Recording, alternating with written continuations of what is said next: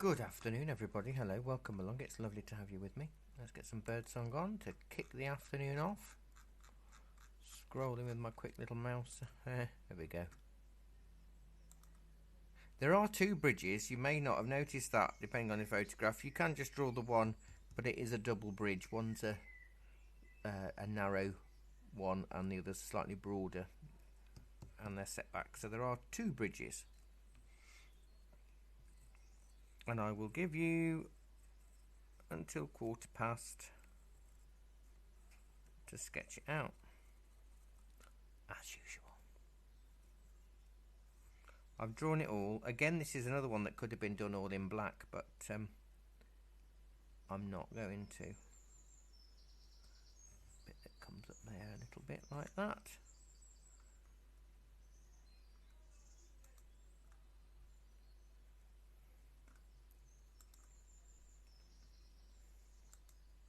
I'll talk about the colours in a minute. Slightly more colours than normal, but I'll explain why. I'm not going to worry too much about these stones here, because we know we can put them in and we can change them and tweak them. But I do like these little mini peninsulas across the water that are going to work quite nicely in our favour, hopefully.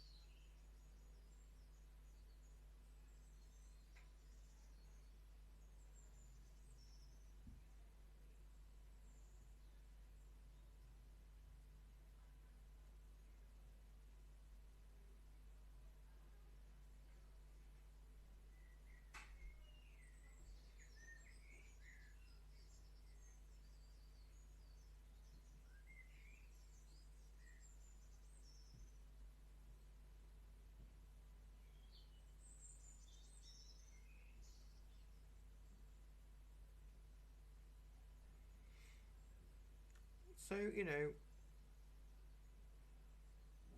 you can miss out. If you're going to miss out a bridge, miss out that bridge there, because it doesn't really matter. Although I've missed off the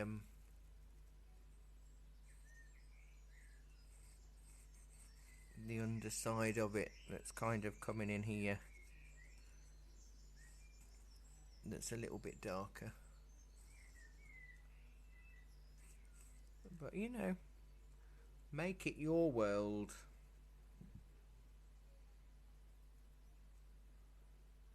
You know, as well, with acrylics, if you add too much detail, you'll end up painting over most of it anyway, won't you?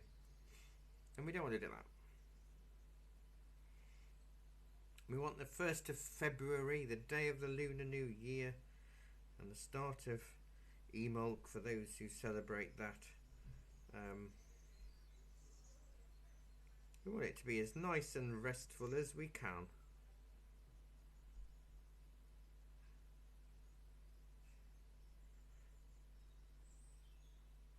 Hi Chris, hello Valerie, hope you're doing alright.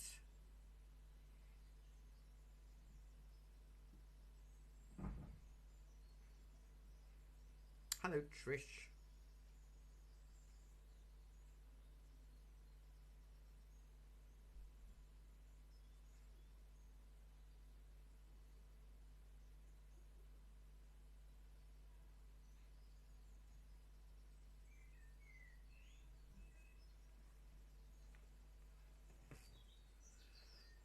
So quite a few colours, black and white obviously today, ultramarine, both yellows, lemon and cadmium, because we've got a few orangey shades and a few different tones of green.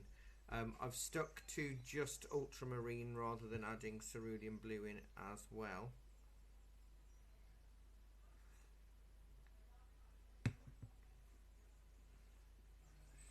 And cadmium red and burnt sienna.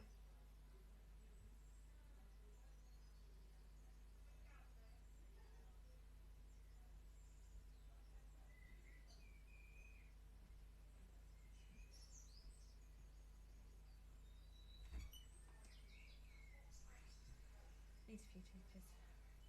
I said it did, didn't I? Yeah. I think she sent you another photo. Yes, she which I has. thought was... It's got a better jawline, hasn't it? I think I've slimmed the jawline down. Also on my photos, you can see it's got like a flash of its Okay. head. But I'll talk to you about that. Hello, Rosemary.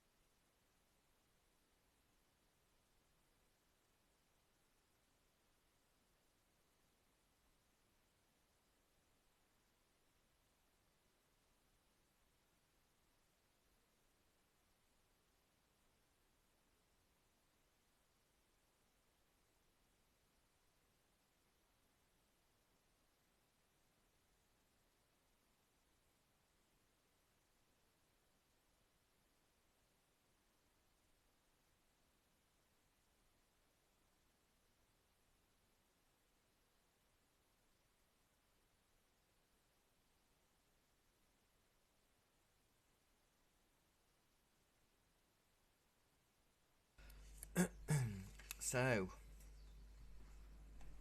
I haven't drawn any of the trees. No, I don't know if it's the same place actually, Chris, because I didn't take this photograph. It seems a very similar scene. The one that we painted was when I was in that Welsh rainforest in 2019, and the bridge is very similar to that, but there wasn't a double bridge on it, I don't think. And I was there in the autumn. It is very similar. I think it's just the same as the ancient bridge. It's the same shape. It's right. I've been doing a pet portrait, and I varnished it and everything, and I knew it wasn't quite right anyway, because unfortunately it's a dog that's no longer with us, and I'm working from printed 5x7 photographs, and the head of the dog is literally the size of my thumb, and I need to do it A3. So I've got a lot of it right, but because the photograph of the dog is in bright sunshine, like golden hour, it's changed the colour of all the fur. So I've done what I can, and Jackie's just, because while I've been setting up the class, Jackie's just been showing it the owners, because I said I know it's not right, but I need more information. If they're happy with it, that's great, but I know it's not right. So I've got to do a few more subtle tweaks to it. Hopefully I can get time this week to get that done. But the good thing is I've sealed it all now, so I can go on the top, paint it, and then, you know, it won't keep lifting off. Yeah. Okay. Well. But it is, and we've been sent a different photograph of the dog in grey sort of light, like in this picture, and it looks like a totally different dog to the dog that was in the bright sunlight where he was orange. He's now not orange, he's grey. So it's very tricky when you're working from photographs, especially with dogs that are no longer with us, because you can't get them to pose. And their memory isn't the same as exactly the photos that they No. have, so it's tricky. And you know, the other, this is the third one that they've ordered from me. The other two they bring in the cafe, so I've met them and I've stroked them and I know them, but obviously I can't do that with dogs that are no longer here. So it's a very tricky thing, but they're fine about it. I'm fine about it. I've just got to get the time and get it done. Jackie's off now, so as soon as she's left, that's down to me.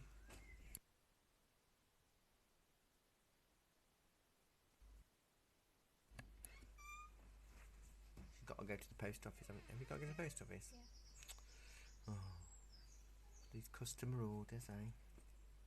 That's okay. That's good. But would you be able to pop my sign up down on the till? So I'm teaching. Sorry. Bye. Thank you. Couple more minutes to draw. Will that help? I'm very tired this morning.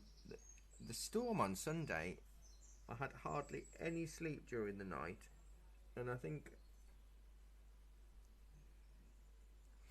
it's a repercussion from that, to be honest.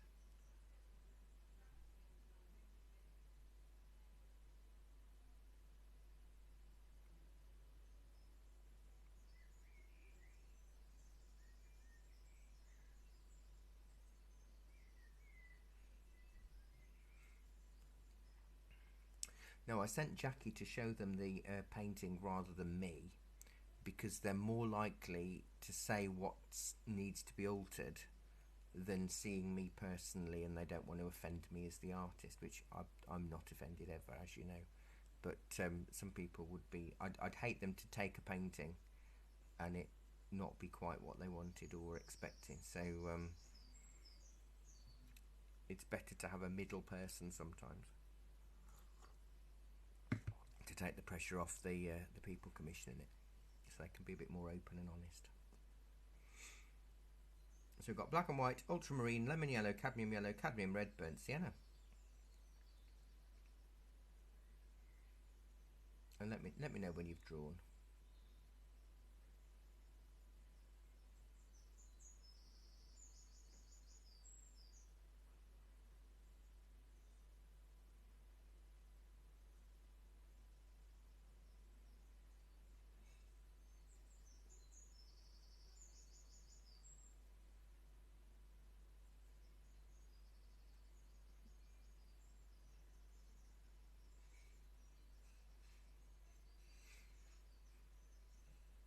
Usual brushes, really. Those trees are very twisty, aren't they? But I haven't drawn them. I'm going to wing it. Very. We did a lovely watercolor last night of a deer. Oh, I can't even say it. A deer in an eerie forest. I guess you'd just be watching. Watch now, paint later. That's fine.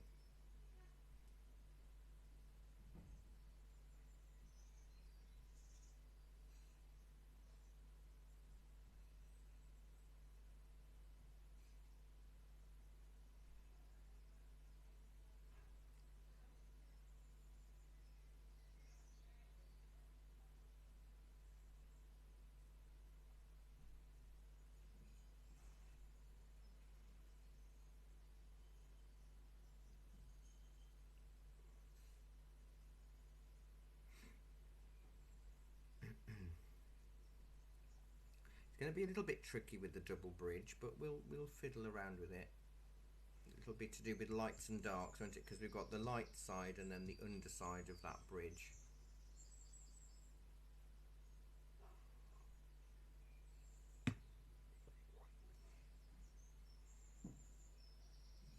Kind of a back-to-back kind of thing.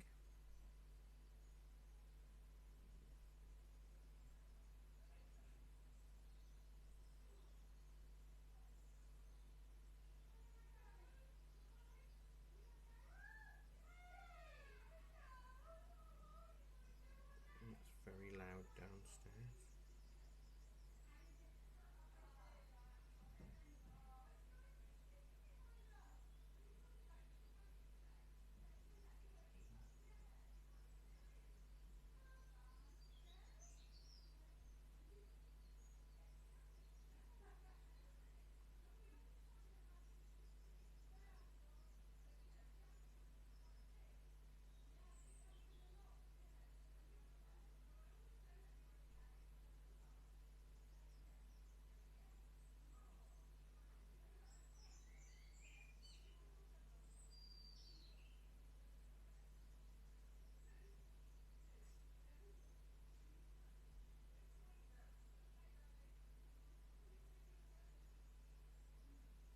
Right, a couple of minutes and then we'll start.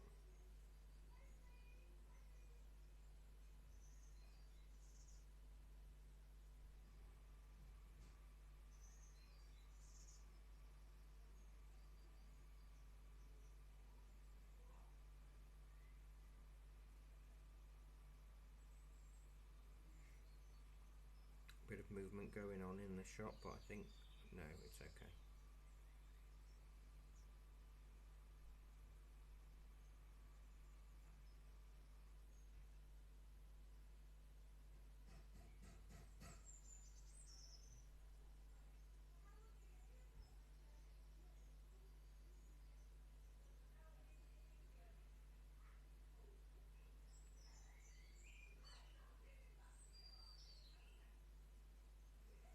What I might do is I've kind of sketched quite badly, but I'm going to make this bridge a little bit thinner. Look, so I've got a slit there that's going to be the colour of the orangey green trees in the background. So that will layer the bridge, the multiple bridges together nicely, I think.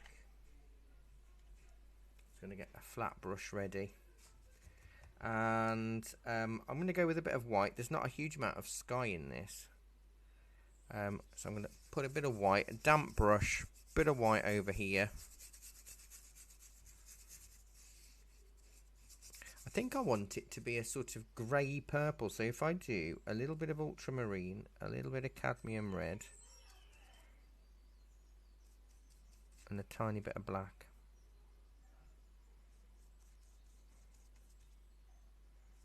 Got too much red in there.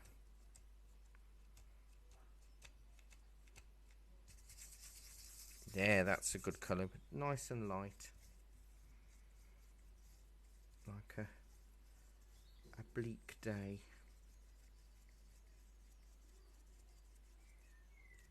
It comes almost down to the top of that bridge, doesn't it? My camera's straight. That's better. Oh, do you know, I'm going to put a little bit there. Just in case, because I might change the angles of a few things, because I can do that, because it's my painting. You can go right the way across with your sky if you wish. It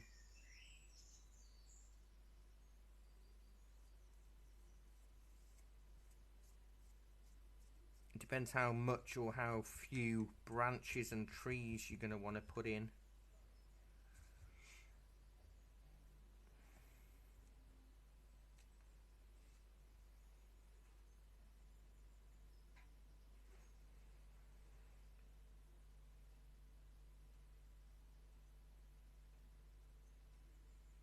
To let that dry. We'll always try and work from the background forwards if we can. If I can, sky down, back forward, ground up, depending on what's going on.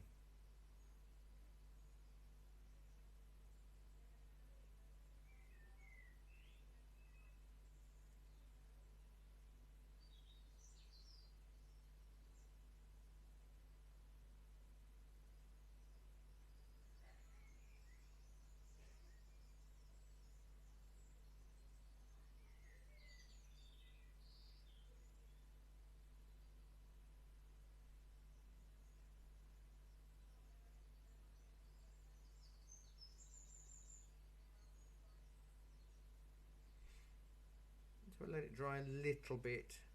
I didn't want it to be I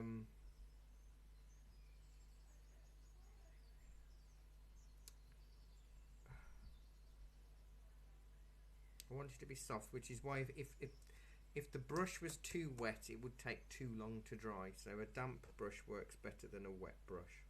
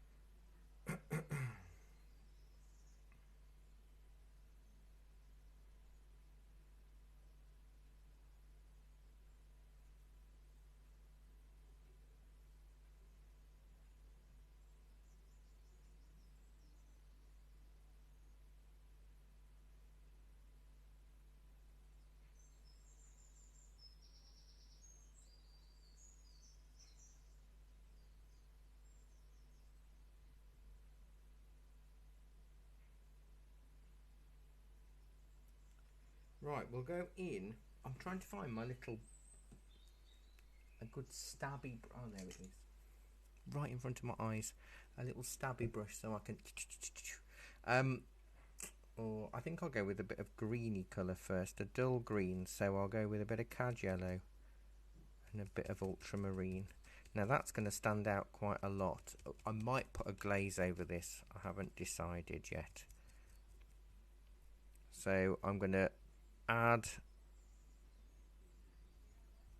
a bit of this green. So the green's going to go all over this area. So this bit doesn't need to be stabby.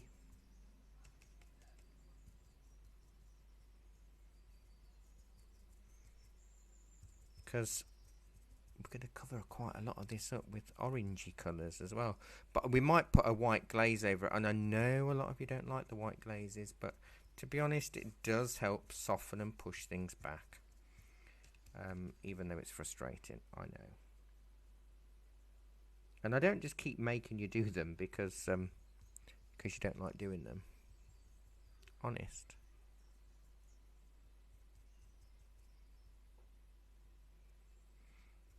Let's go underneath here. Tint that a little bit. And then we can put the oranges on.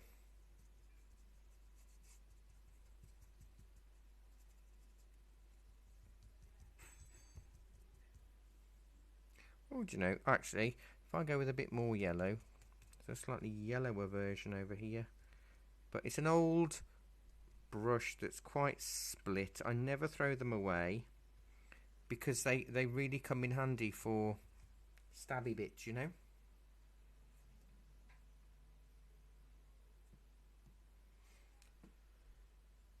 Stippling, that's the word I'm after. My little old brain ain't working today. Might go in with a little bit more yellow in that green in places. So basically you want to mix up a bit of foliage. So you've got some greens. The leaves are still on the trees, so it is autumn. It's not late autumn, it's early to mid-autumn. They're still green on the trees in some places, so I'm guessing that it's going to be early to mid. But then we'll do some orange to warm it all up.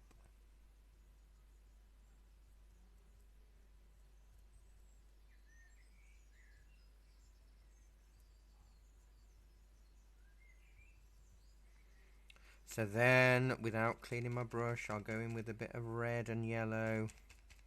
I don't want too much red. I want it to be a decent orange rather than a red. And that will also help us indicate the time of year. I'll start down here. I can put the moss and the rocks on afterwards in front of it. I know there's going to be mossy rock there, so I'm not going to bother. I'm being a bit stingy actually. I'm not mixing up loads of this, and I should perhaps. But cadmium red is a hungry colour, and we don't want to eat everything up.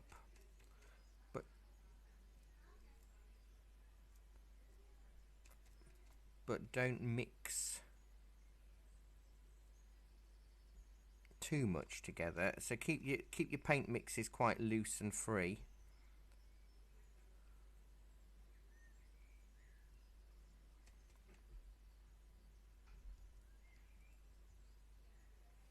Because then it feels, you know, a bit more uniform. If you weren't,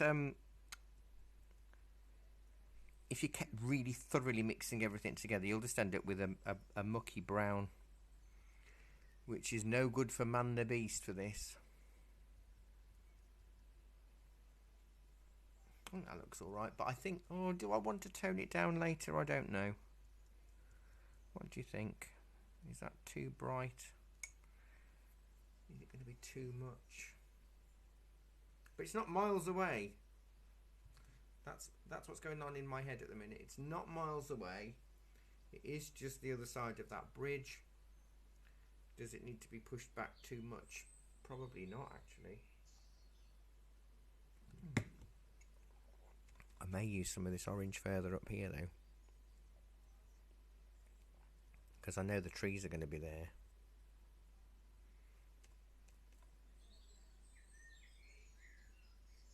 Oh, very delicate up there. Let me just move the camera up a fraction so you can see.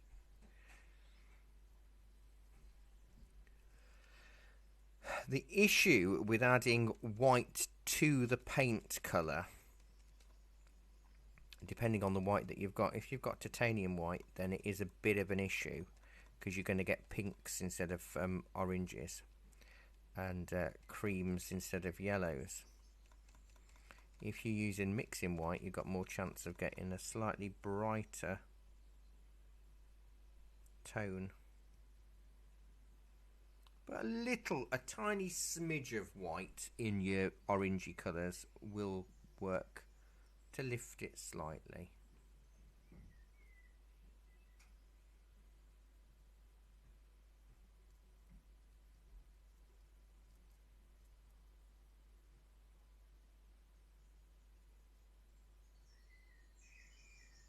Something like that. I will give this a bit of a clean because it's got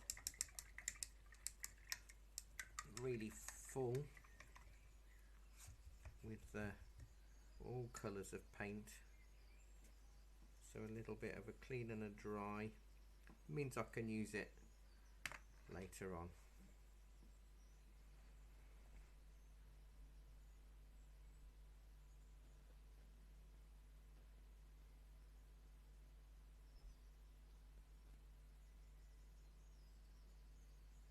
Chris, your barn owl from yesterday morning's impressive. I know you don't get on with gouache, but that was amazing. Loved it, seeing it come up on my timeline.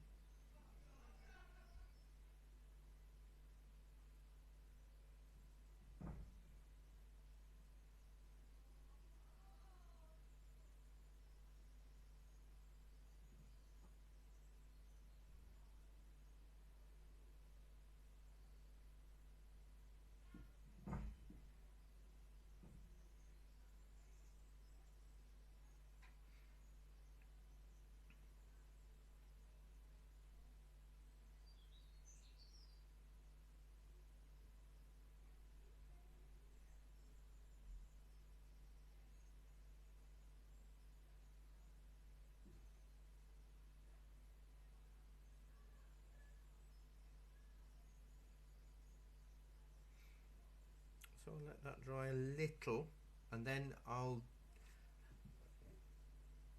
want to put in that sort of distant rock that will have to be a paler, sludgy greeny grey, and will have to be with a smaller, flat brush. It's popped up on my screen about the post office, so I know Jackie's been and paid, post the parcels. Not pass the parcels, post the parcels. So if I find a little flat brush, I'll go in with a bit of black, bit of white, and I am going to put a bit of yellow, lemon yellow in there, so that it means the rock isn't going to be pure black, it will be green before I've started, which is what I want. So black, white, and a bit of green.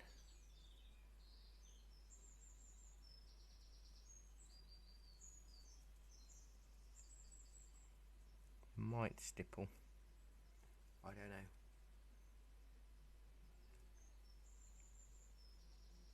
Flat bottom. It's so hard. There's not much in the way of rocks or anything in this whole background thing. I'll maybe use a little bit of this dilute version of this green-grey sludge to give just an indication of where the rocks could be, if there were any. There is a branch going across that, but I think that might be just a bit too much for me for today, because we've got to put the green on.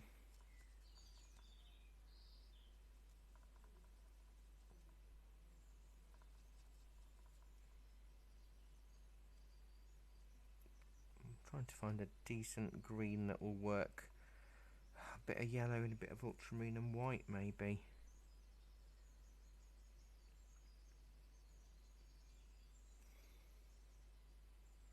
Because this is all incidental. You don't want too much, and this is where it gets quite tricky because you want it to stay further back. So we're looking at cooler or softer tones, because it really isn't anything, is it? It's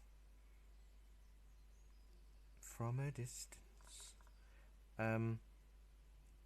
So if we do too much, it will look contrived. Part of me is tempted to put the that log going across. Shall I do it and then you can see? You don't have to do this, so don't panic and think, oh, he's racing ahead. I'm not, because you don't have to do this at all. But you might not be able to see it in the photograph or even know what on earth I'm on about. So let me just see if I can do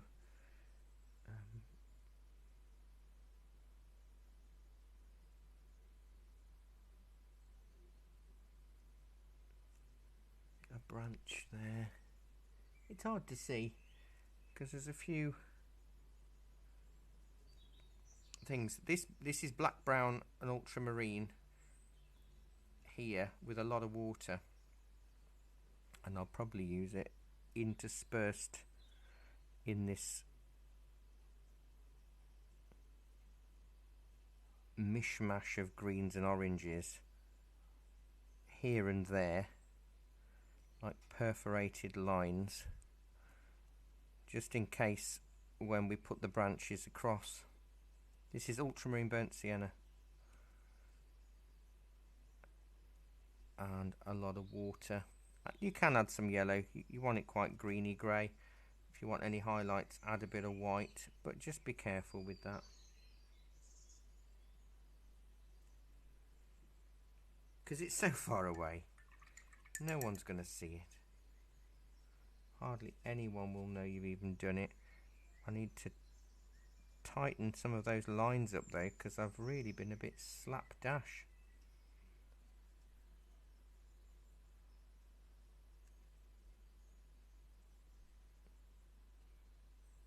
And I can see I've left gaps, so don't want to leave any gaps.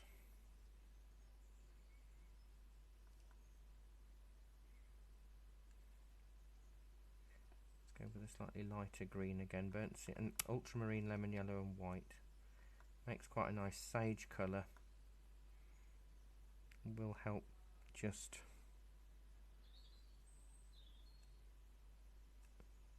do you know, I'm not going to do much because we've got all the darks and everything. We're not going to do any more. Stop it. Just stop it.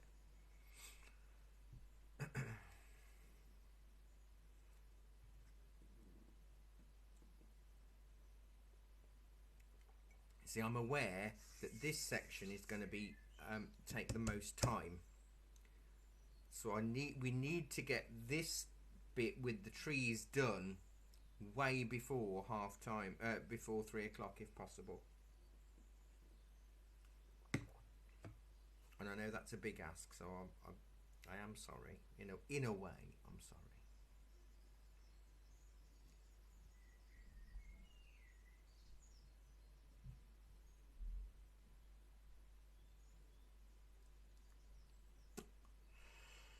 I'm still debating whether that needs to be pushed back. But if I was here, if I was here, I am here. If I was there, if I was there in real life, that wouldn't feel like it needs to be pushed back.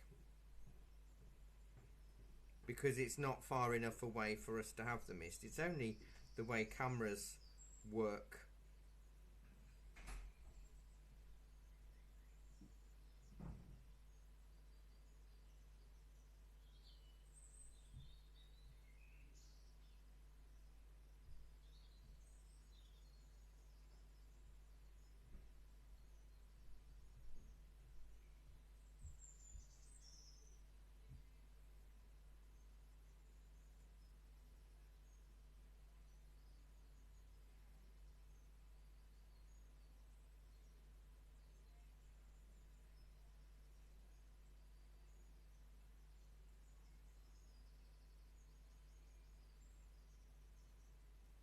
I think I'm going to leave it that colour. I am. I've decided. I have spoken. I could do, while I've got, well, I'll be using this thin brush to be quite honest.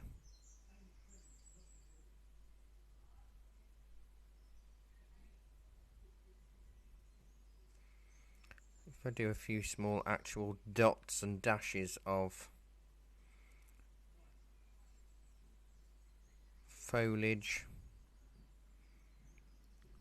towards the outer limits, because then at least I know it's done. Right, you may not be at this stage, that's okay. Oh, do you know what, I am going to have to put a glaze there, because I need, let me get the hairdryer on this.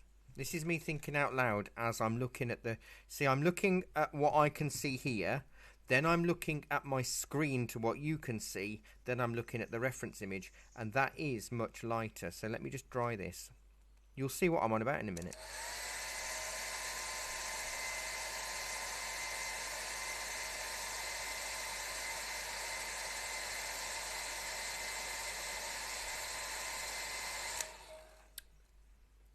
And I'm only going to do a little bit of this so you can see why I'm talking about it. I know we've got contrasts, so you can listen to me while you're still stippling or whatever. You know, the dark of the underside of that bridge. However, looking at this underside and background, it is much, much softer. I'm going to add a very runny wash or glaze of white. I'll extend it a little way up, right to that bank of tree, that bit there. It's not solid white, it's more water than white. And it's just a little way of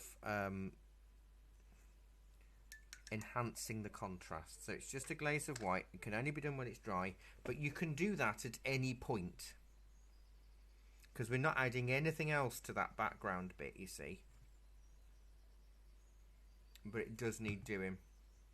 Of course, if you've got a softer orange, however, as I was saying, if you add too much white to an orange, you get pink, or apricot or peach or flesh tones, which is not really the colour of autumn leaves. So that white glaze is quite crucial to that section.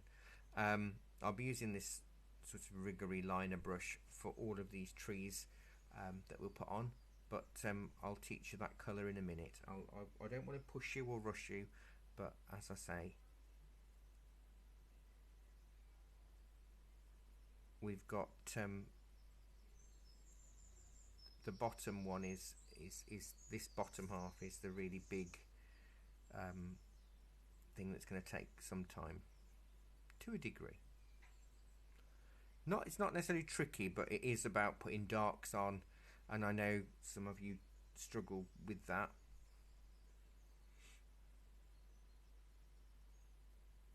Because it's totally the opposite of watercolour.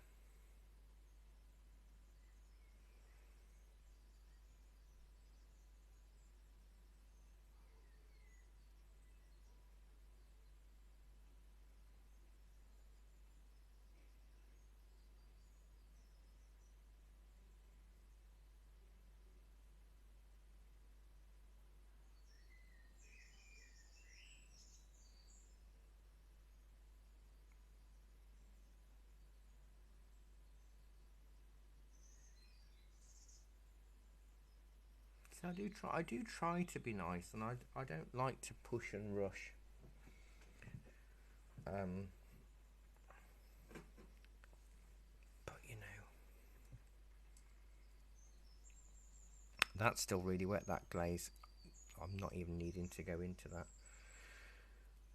So for the brown, for these trees, I'm going to do ultramarine cad yellow to make a sludgy greeny blue. Then I'm going to add some burnt sienna. So it's still into the bluey grey side of it, it looks a bit green. Bit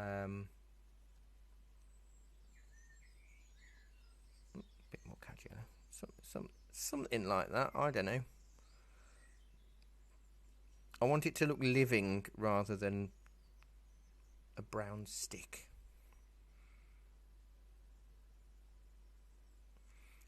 Very fluid. Roll the brush around. That will give you a point. And we're just going to go really let ourselves go wild with these branches.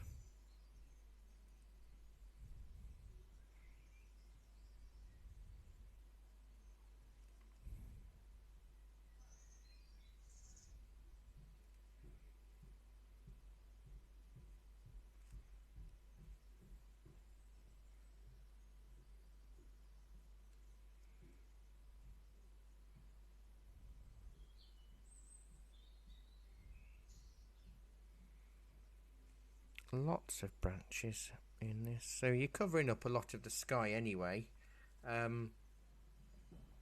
with all of these trees. Oh, just bumped my chin on the mic. If you heard a random noise, that was my beard. So the tricky part for these is not really the colour, it's getting the fluidity and the strength at the same time. Because it's one thing, exactly it's like this in every medium. So if you're a more watercolour background, you'll find you will have the same issue in that.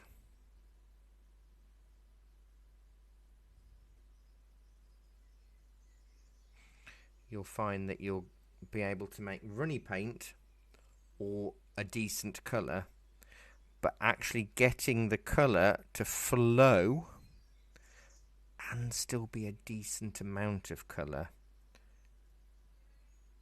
is tricky. And it is tricky. I'm not going to hide it. It is. But worth persevering with, because if you can get it right, it's really cool. So I'm going to have lots of branches intertwining and overlapping. That's me making branch sound effects. Some got to come from the other side, and they'll be in the same colour as well. We've got to look and make sure that our branches won't snap off in the breeze. If we've got winds like we've got currently, how many of these trees would actually be across the river? So just go, be free. I'm gonna move my mug out the way so I can lean on my arm, and I can do some really nice branches. Because you might find that, you know, you want to do all your thick bits first and then add your thin bits. That's alright as well.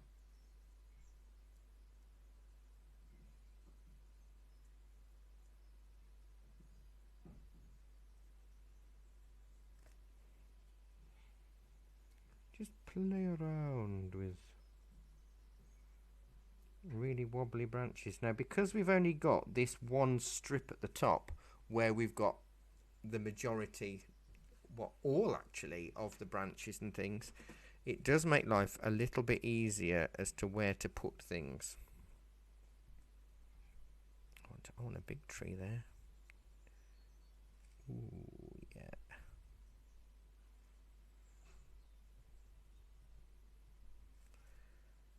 Come back over. Don't be stingy.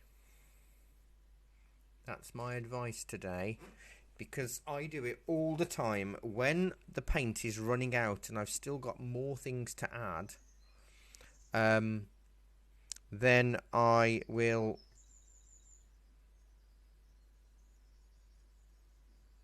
just keep diluting the paint until I run out.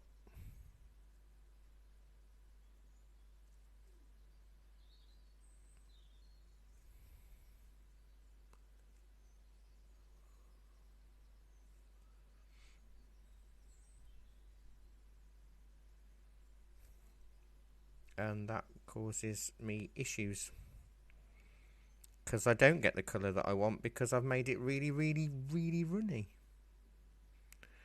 And then I get annoyed at myself because it's not the colour that I want. Yeah, it's my own fault because I keep diluting the tone. Keep making it weaker. Which won't help anything, will it?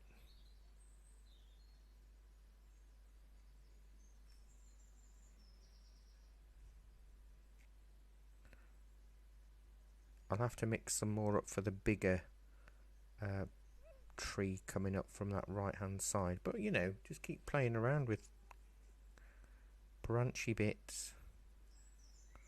Oh, hang on, I can see you've said a comment, but it's a bit low down on my screen. Hang on, Chris. No, we've got nobody in real life today. Class numbers are very low at the mo. Face to face. The drawing class isn't, that's always full. But I've only got ones and twos or nones all week. It's very sad for me. But I haven't got Discord set up on my phone today. So I can't chat to you live. Sorry. We thought we'd got somebody booked on, but we couldn't remember. Jackie and I were discussing, we thought we'd had a conversation about somebody coming into the class today. So we've been prepared for somebody to walk in. And clearly they haven't. These are really nice branches, aren't they? I like that. I could use a gel pen when it's dry, not when it's... We don't want to clog up our gel pens. To give us a really nice highlight to some of this. I'm going to stick a bit of black in this now because of this massive... Oh yes, let's get that on. Old gnarly tree. These are the kind of forests that I adore.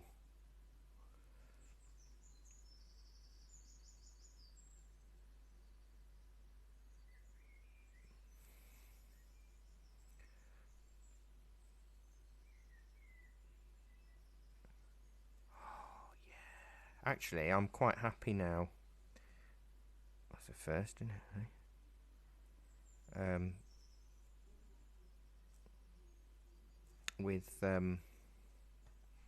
all of that we've put on. It's quite thick actually. I'm going to go a bit darker with that.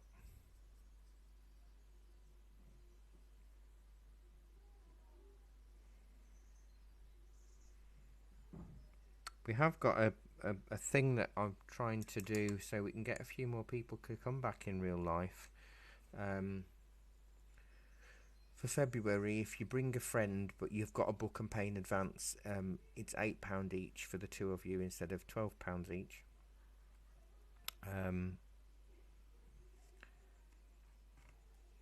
Just to try and get a few people to visit us in real life, because we're not getting hardly anybody back.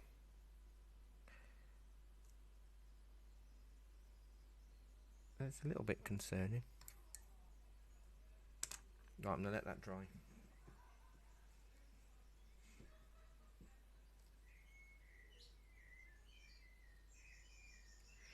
Oh, do I want to add any highlights though? And if I do, I don't think I will use a gel pen. I'm not going to do it now, so don't think I'm rushing ahead. I'm not. I'm just talking out loud. I'd probably end up doing a sort of very bright mossy green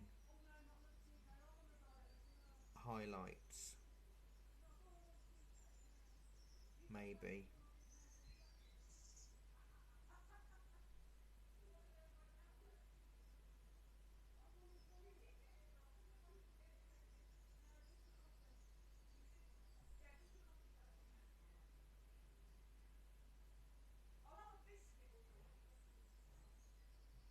Do I need to put more branches in as well? Have I not? Maybe I'll add a few more. There's an awful lot. Oh, have I got a thinner? I have. Do you know what? I'm going to be naughty. I'm not going to be naughty because it's not illegal. I've got a very thin rigger here that I can do some really fine lines and branches in, just so it builds up.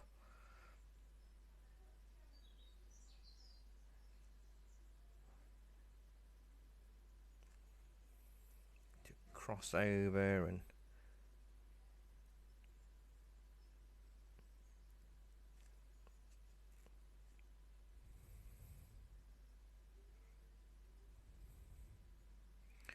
because I can't let the class go over too much because I've got somebody coming in to collect their exhibition work from the cafe at 4, and then I've got to put the February artist's work up, and I don't want to stay very late. I'm very tired lately.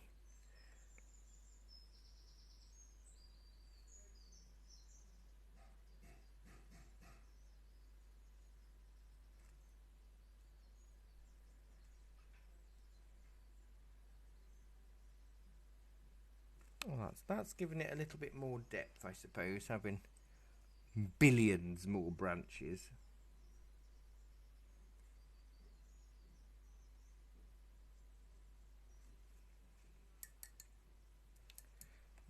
Oh, okay, let me see if I can make this sludgy lemon yellow, ultramarine and white.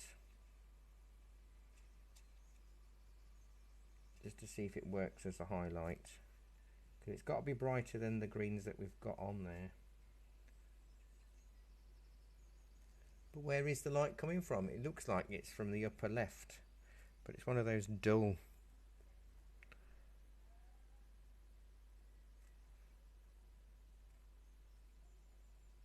days, isn't it?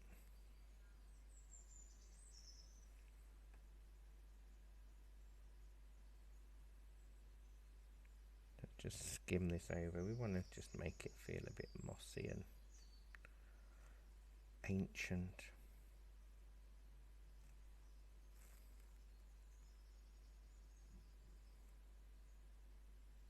I can smell this forest and waterfall, you know.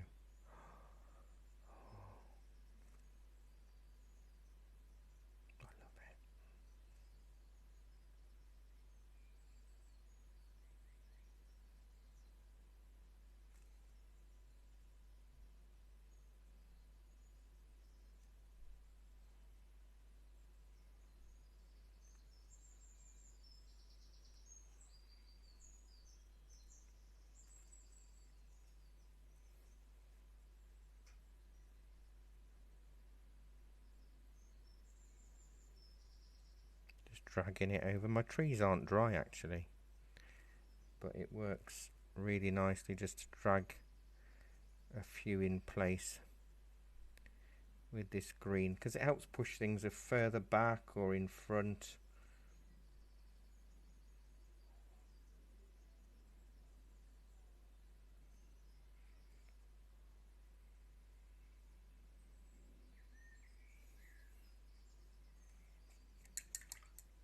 Yeah. Pleased with that. I'm not going to bother with the bottom now. I'm just going to chop that off there, look. And we've got a nice little woodland, see?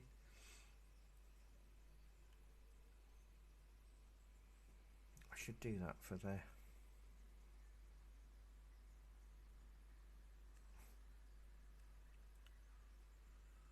one in the mist.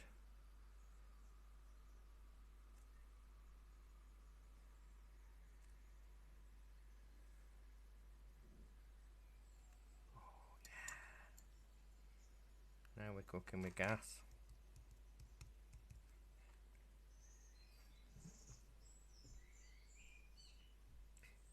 again, it's one of those things, isn't it, where it sets the scene, but not fully. I will more than likely do actual brush dabs of individual leaves when all of that's dry, because we have to add loose leaf. Oh, okay, Rosemary.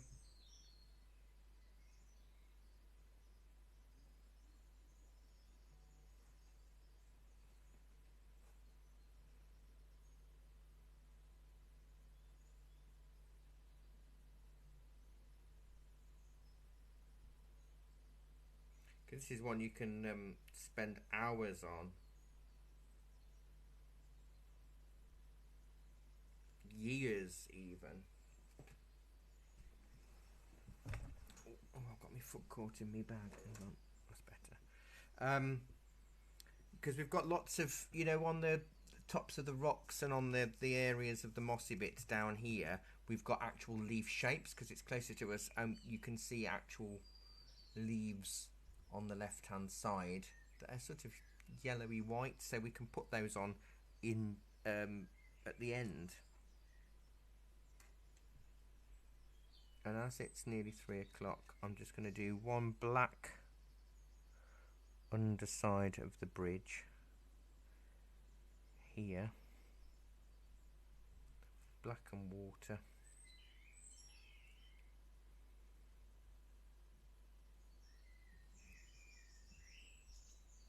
Oh, we'll stick that rock down there as well. Oh, yeah.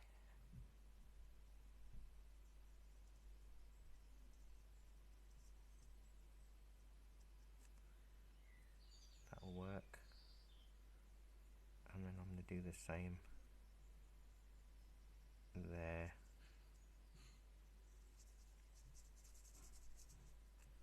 Which will help us develop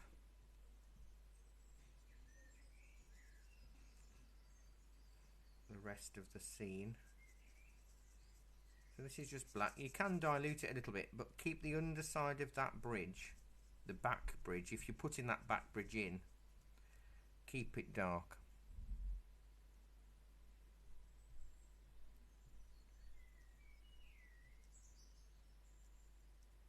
Keep it dark.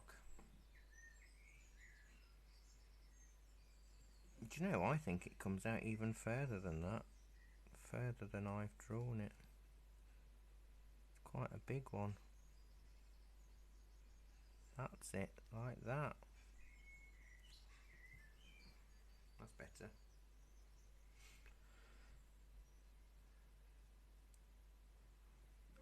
It's got a line where the brick is there.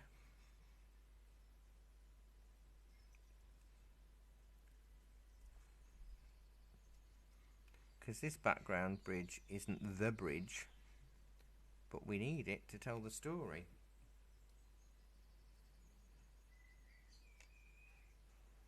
So then that's going to be a pale, a blue grey, a slate grey.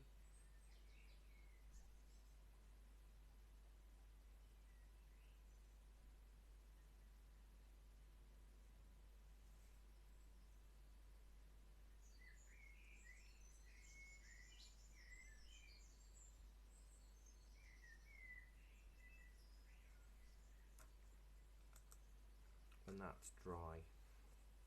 And then we can really spend a good hour, well, less than, on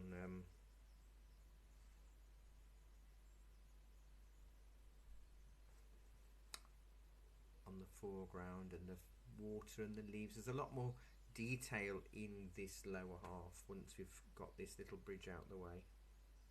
And I'm using my liner riggery type brush just to keep it out the way, really.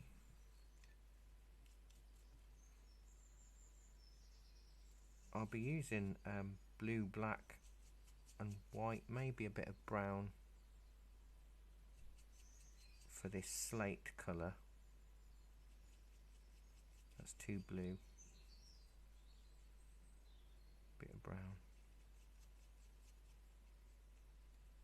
Bit more brown. I don't know if that's going to be too dark. We'll see.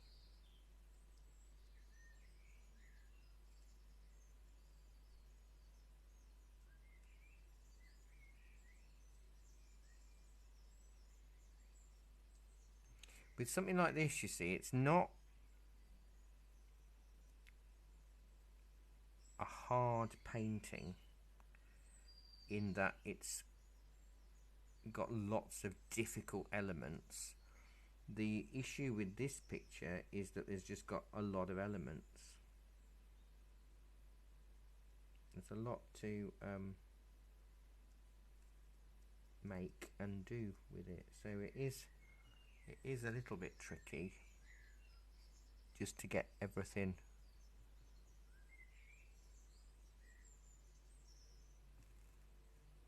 looking right. Maybe a little bit of dark just to emphasize some of those bricks maybe in here.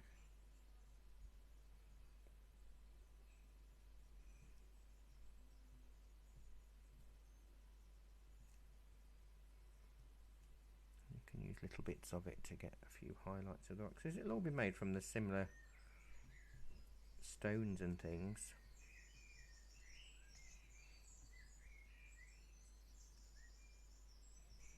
Might add a bit of green or something on these rocks.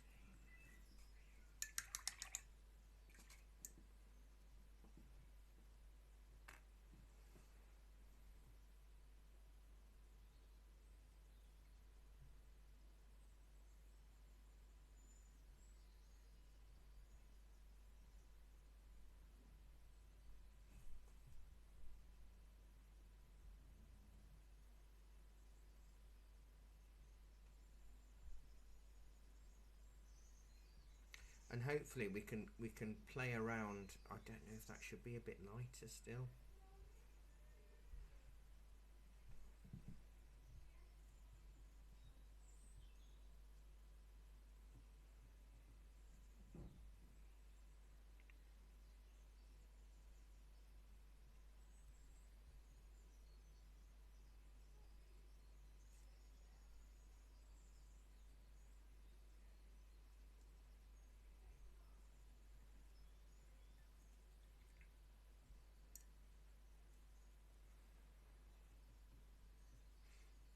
That might work better.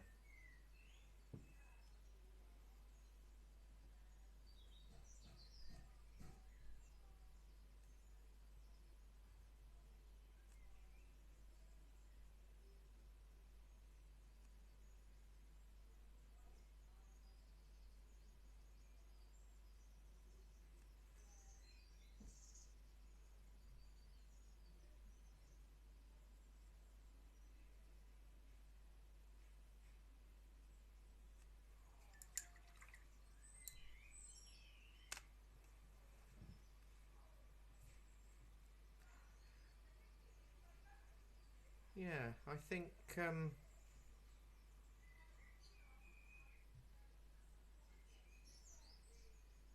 again, this is so incidental because this bridge has got the ivy dropping, you know, the long strands of greenery dropping down in front of it. So I don't want to do too much with that back one.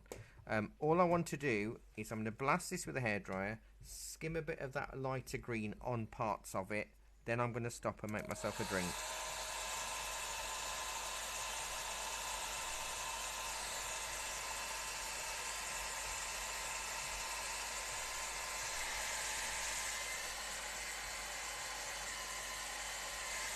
Still some of those trees that are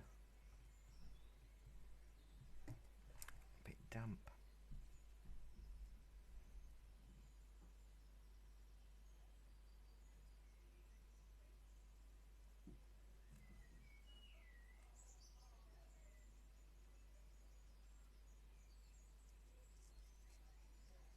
Because everything has that sort of tone on it, doesn't it, because of the moss.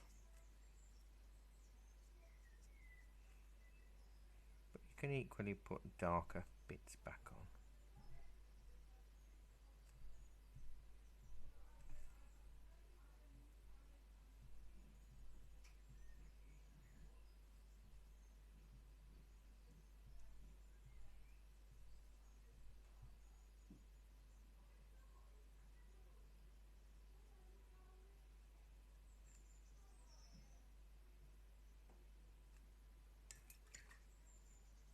Right, I'm going to stop. Few all think.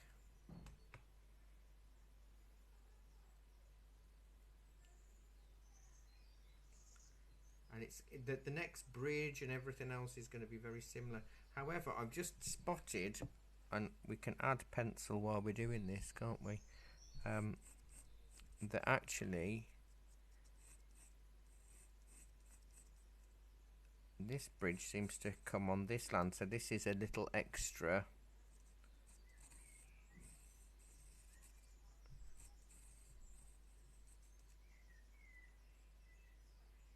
They'll be slightly different again.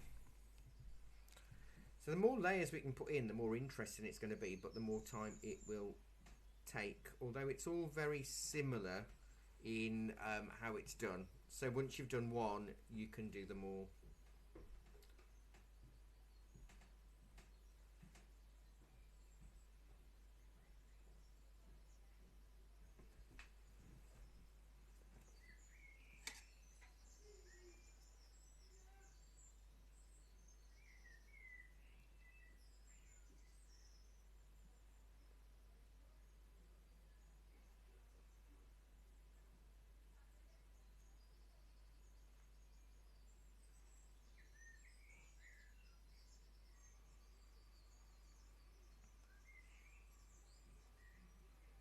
See, with if I was doing this as a big painting, I would work on black for the whole thing. So the whole surface would be black.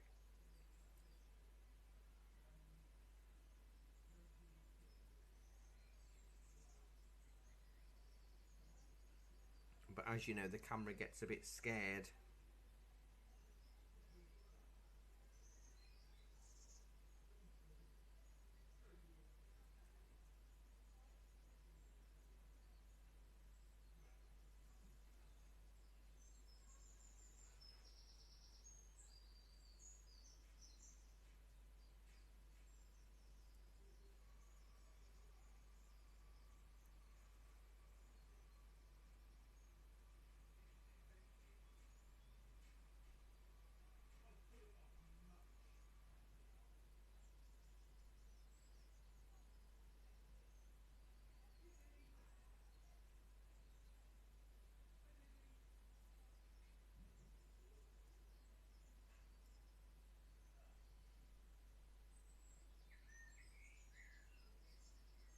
I think this is going to work.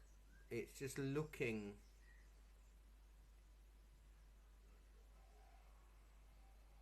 at the bigger picture at the moment.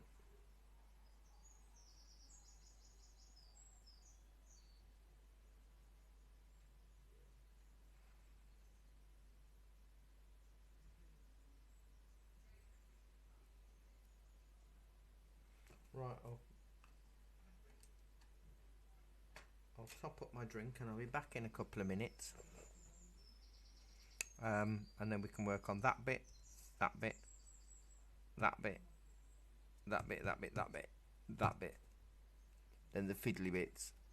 We should be able to. We should be able to do it in the time. Roughly in the time.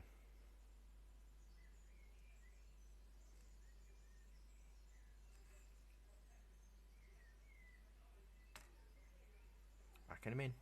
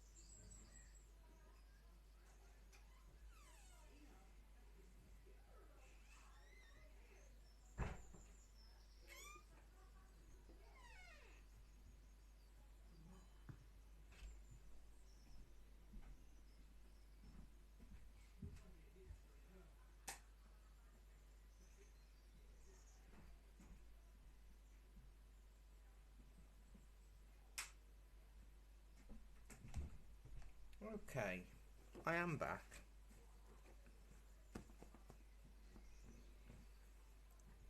But all the rocks are going to be almost identical. We'll put the rock on and then skim it with green, because you want the brightest of greens to be where that point of contrast is. So you could do the rocks, they don't have to be black.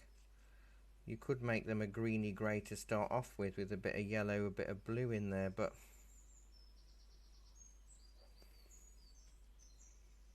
makes it a bit more natural, I guess.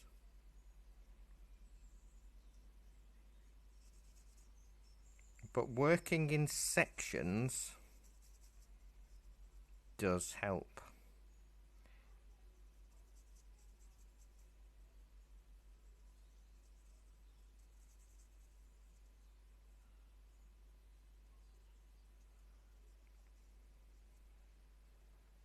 So everything is going to be exactly the same as this. You have your let's get another little brush. I never did clean this. I said I would last week, didn't I? So you get your blacky grey colour, and then you get your brighter mossy green from your lemon and your ultramarine and a bit of white.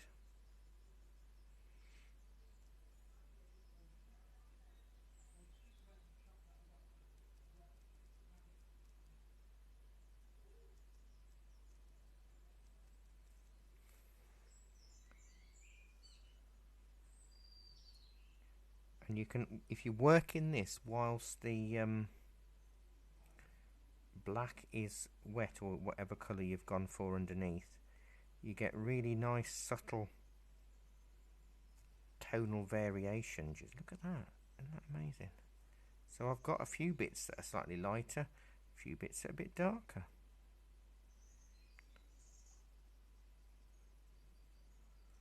But where that meets that, we've got lighter. So that means then that apart from the underside of that bridge, that's quite rocky there, so we might do something with that. So I'm not gonna dry that brush or wet that brush or do anything with it. I'm just gonna keep it the same and keep moving forward. So you don't need to ask me what I'm doing, because it's exactly the same thing as I've been doing for the past 2 or 3 layers, mixing or using my almost black.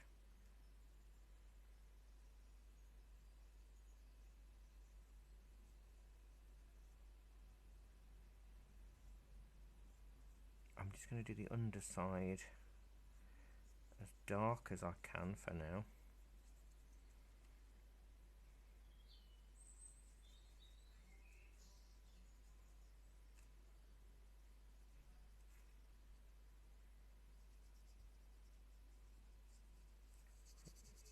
It does tend to stay quite dark though,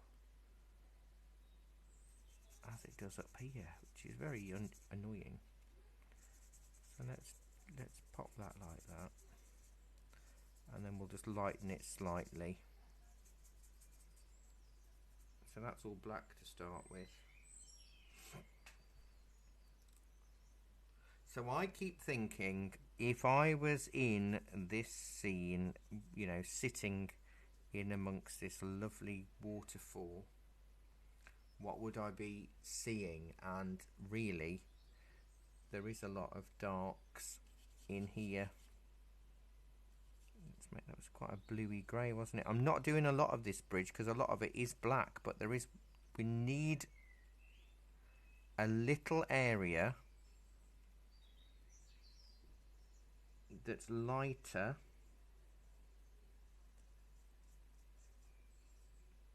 than the archway. So blue, brown, white, before we can put the darker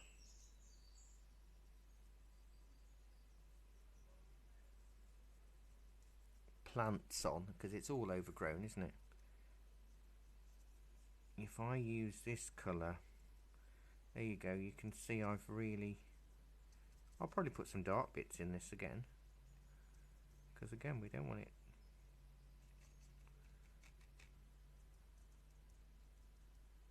A few little dabby bits like that.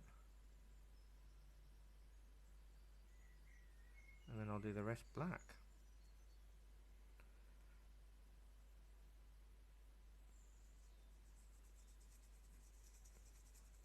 So constantly what I'm thinking about is that contrast.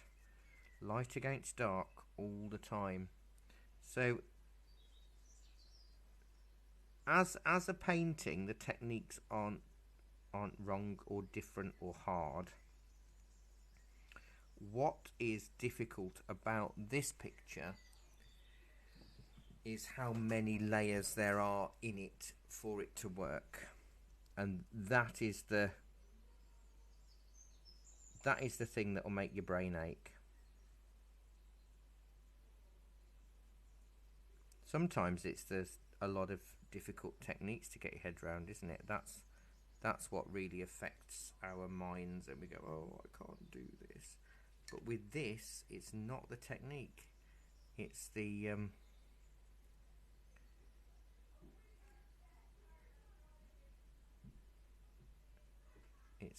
actual amount of layering that is needed for it to work properly.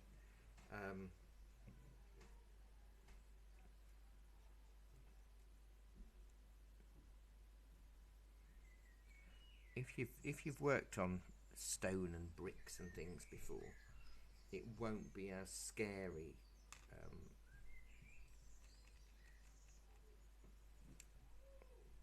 As it is for someone. I'm going to build a bit of this bridge up on the top with a bit of black, stipply black.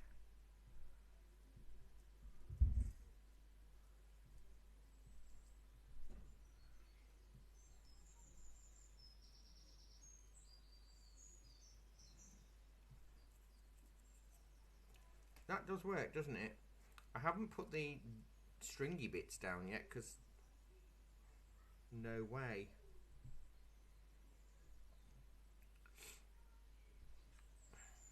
I'm not going to put all of the highlights, the foliage on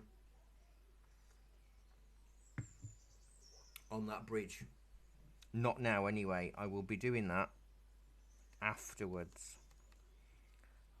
My priority currently is to create the layers and the moss, and then we'll do foliage. Because the trouble is, if we try to do it all one bit at a time, it won't work. Not in the time that we're working in. So we block in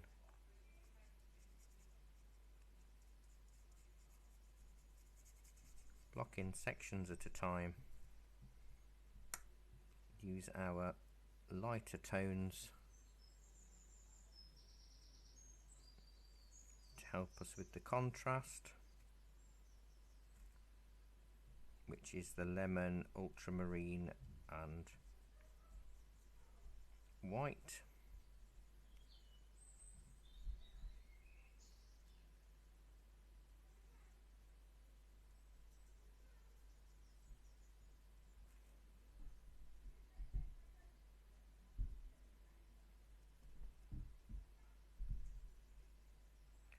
Because you can create, look at that, just by skimming over a slightly lighter green, you can create layers and ledges in wet black.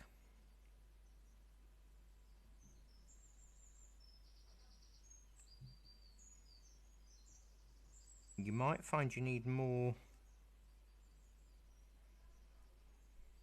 yellow to work.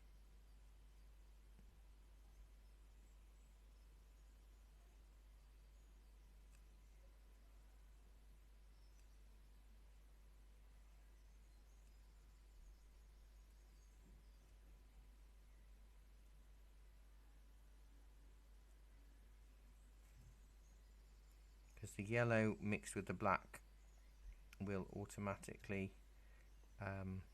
go a greeny colour. But the lighter you can make the colour, the better it will look and work. And again, this is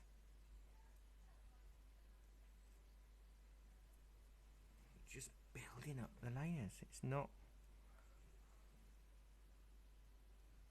doing too much, but again, you can see that contrast: light against dark, light against dark, light against dark. And we're going to build up all of the stones and rocks like that as quickly as we can, because we've got the format sorted. Let's move those brushes out of the way because they're a bit confusing, aren't they? Then we can add and stipple foliage on, and it'll make life a lot easier once we've got the structure, and it means it's quicker. As I say, if this was me painting for my sake, for my art, I would have done it all in black. But I know that doesn't suit everybody.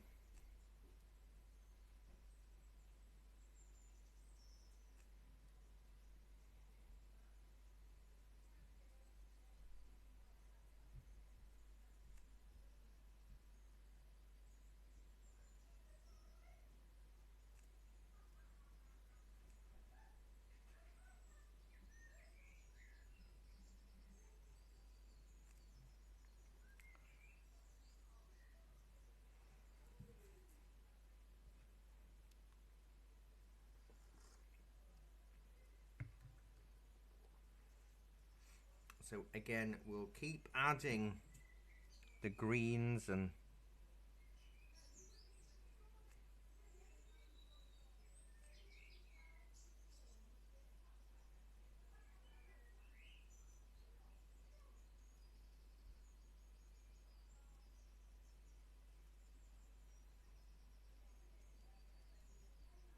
just mixing up my brighter green still, my mossy green. So just play around your blackish colour,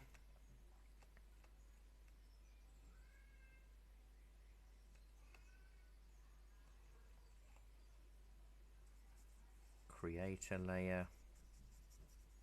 Now this is something I wouldn't work in gouache doing, but I would do it in gouache if this was on black paper. On black watercolour paper I would definitely do this picture in gouache, because I wouldn't be having huge areas to work in. So again, I'm going to do these stones, and I'm going to just leave a lighter edge in between each stone. So I'm not even being very careful, because I know that we're getting the mossy colour over the top of a lot of this, and that will finish it beautifully. And as long as I've got an idea of where these are going, that's fine with me.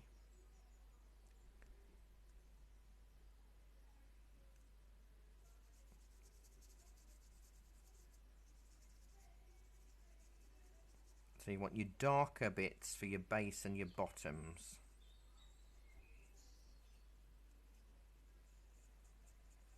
And then your greens can go on top. So if you can see that, well, let me move my camera down, because I moved it up, didn't I? Hang on. That's better. You can see the bottom of the paper now. So onto that will go all the same green moss shapes for rocks. And where it misses and hits,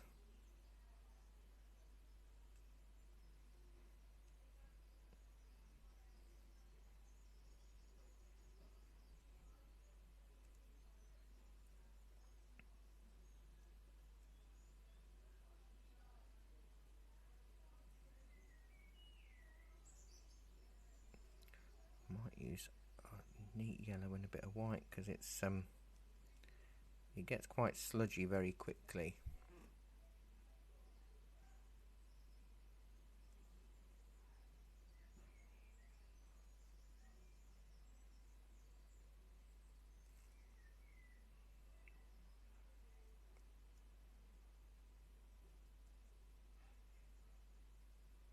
Bit of a stipply texture going on. And obviously I am having to work quickly because of it is already 3:30. but it's not impossible to work this fast. But you might find it when you're doing it, because Trish, I know you're doing it after the event. You can take 3 years to do this if you want. But you can see how effective it works. It does do what it's supposed to do. This isn't perfect. It's going to be slightly more impressionistic because I ain't got the time.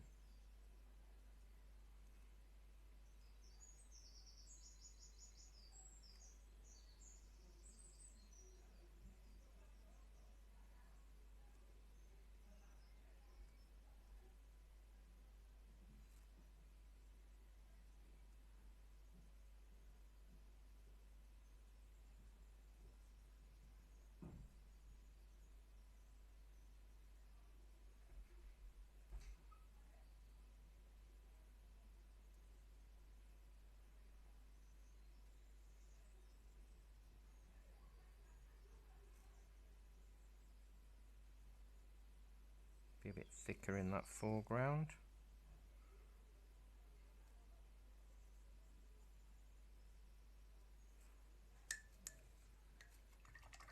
It's very green at the minute, but I can pop in some black tones back in if I want to redefine some of those rocks again with my rigger and my liner brush. We've still got the water to put in, and I'm going to reuse that old stipply brush that I did the background foliage in. I'm just cleaning these 2 brushes for now. I'll probably have to do a bit more to that. But yeah, if you're losing rock shape, you can go in with a runny black.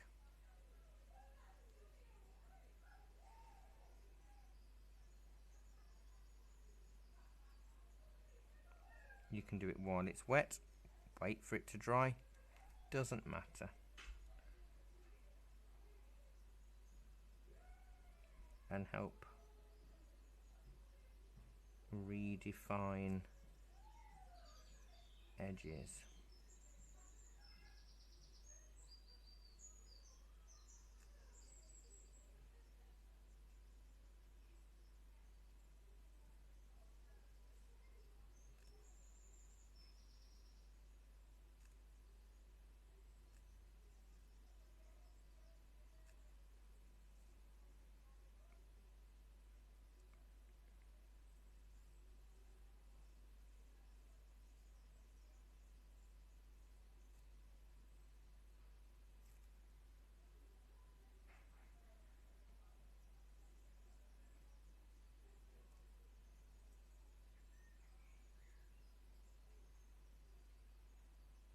Because do you want them more rounded, or would you want more square-ended rocks, or do you want a mixture of both?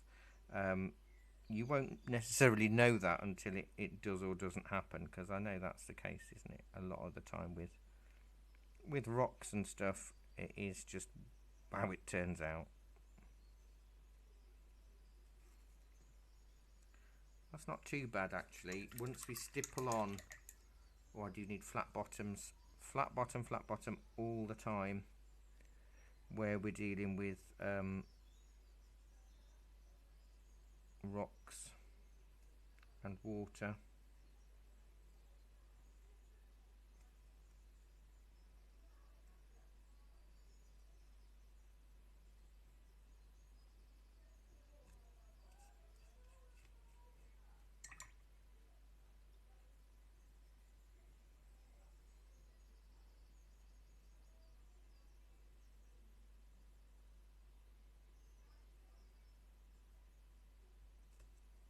I don't want it to look overly outlined, but then, you know, it's okay if I want to put a little bit.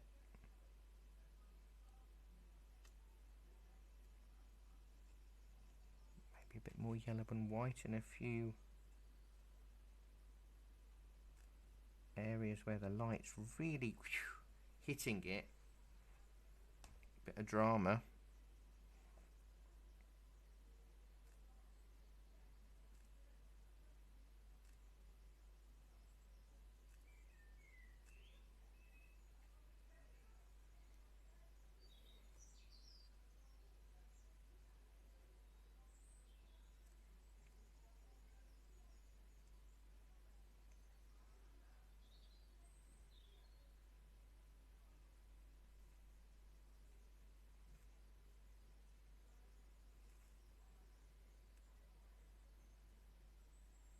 Well, that works quite well. That's really, wow, pushed it out, hasn't it? Blimey.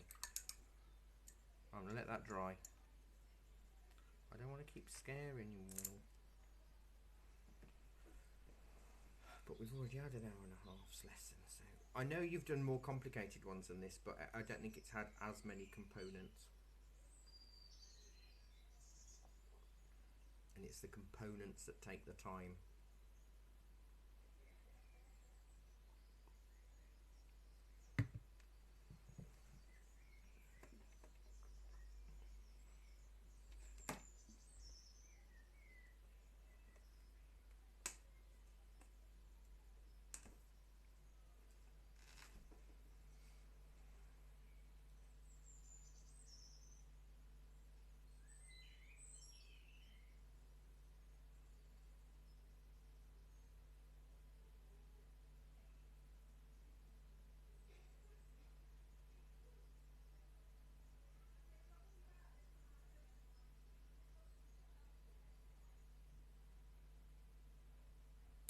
So let's let that dry for a bit.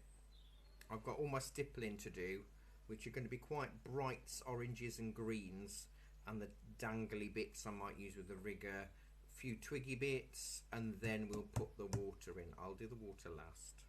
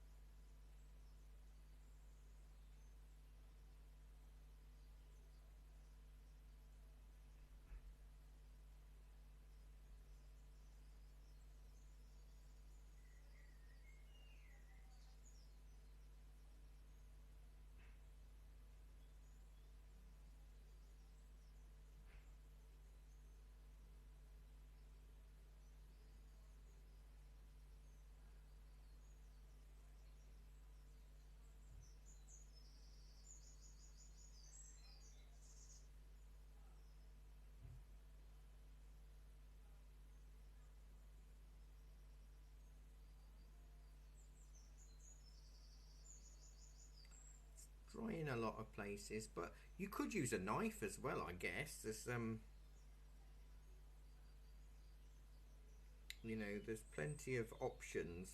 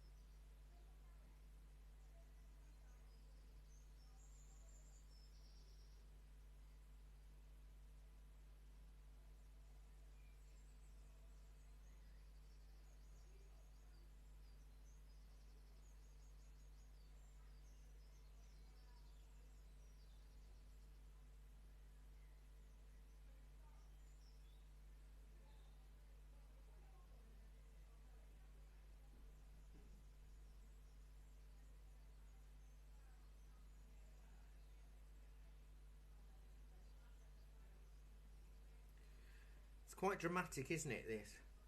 This piece, and clearly it's going. This is going to be a blue-grey colour with white on it, or almost white.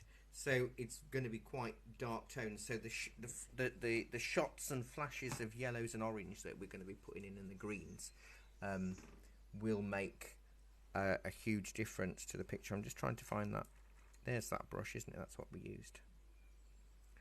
And we'll do a few green bits. I will use lemon yellow, maybe a tiny bit of ultramarine.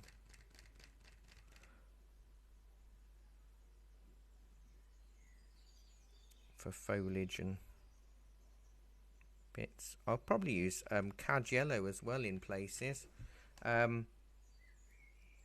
You might want to use a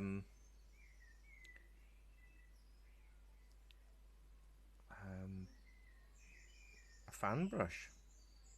That's the word I was after.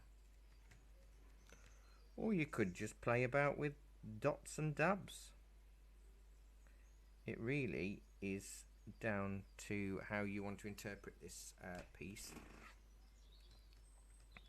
Let me go with a bit of cad yellow. You could add white. You could add branches and twigs.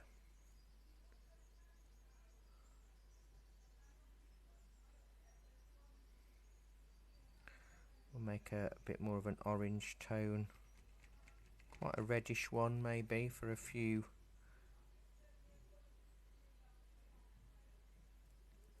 blobs here and there. The more reds you can add in the midground, it will start to bring it forward more than in the background.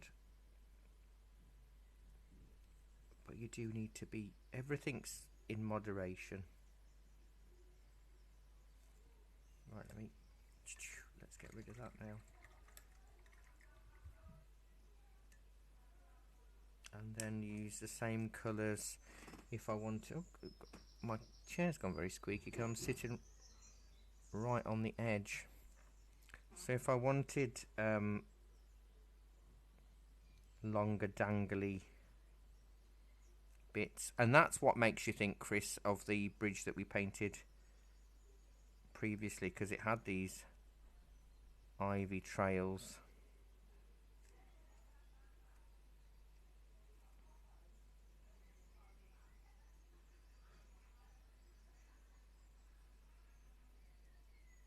Hanging.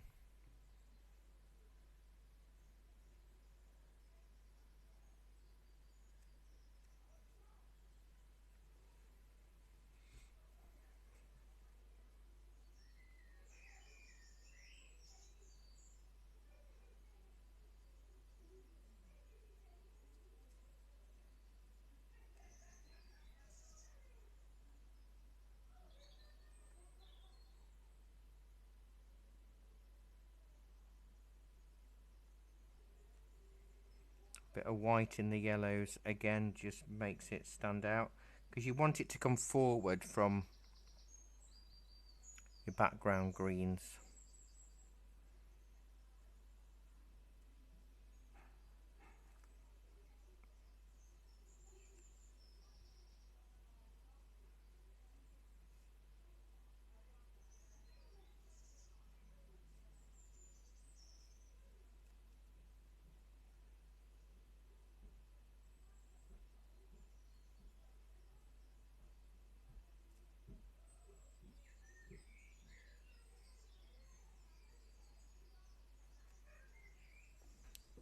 So I'm just adding a few little bits. I might add brown twiggy bits, but again, I don't. It's a very brown and black picture, isn't it?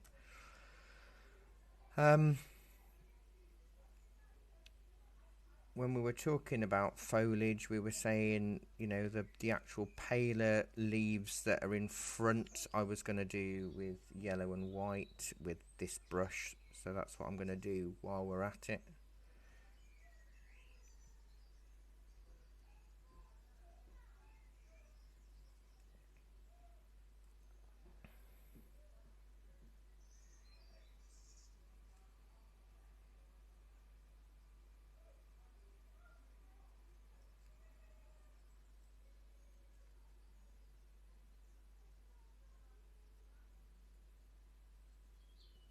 It all helps just bring extra layers and depth to your picture. So this is cad yellow and white, but you know, you could add whatever colour you want on it.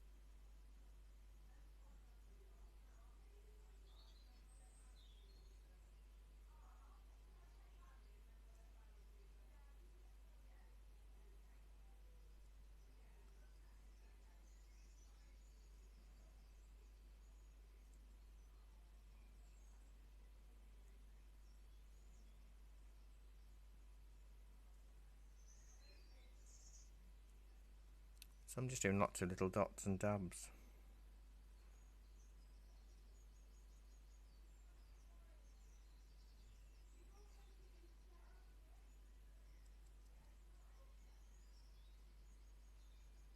Maybe a bit of red and white.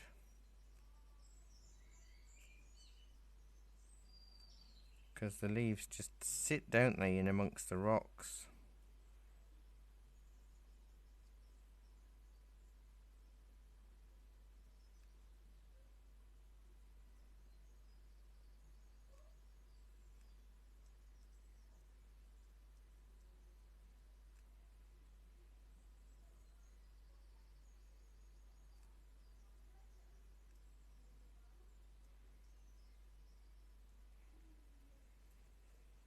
It does give it so much depth, doesn't it?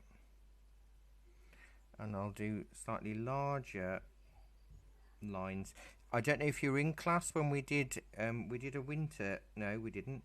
We did an autumn scene of a group of trees with a massive puddle. Remember doing that? And we had some big leaves in the foreground, and then we had other leaves in the background.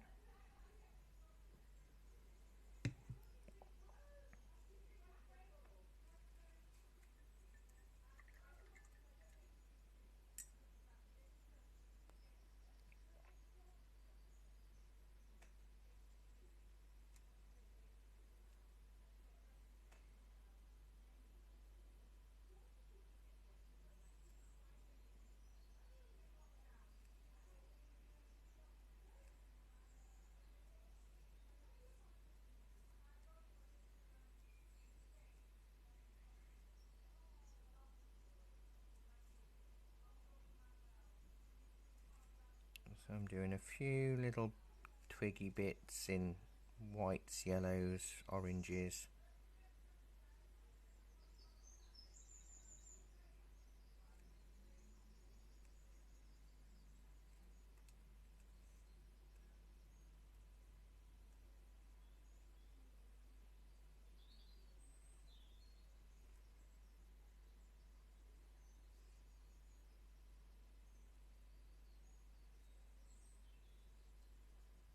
And then maybe some paler brown branches and twigs. But let me just stop for a minute, have some tea, take a look at that. It's not looking too bad.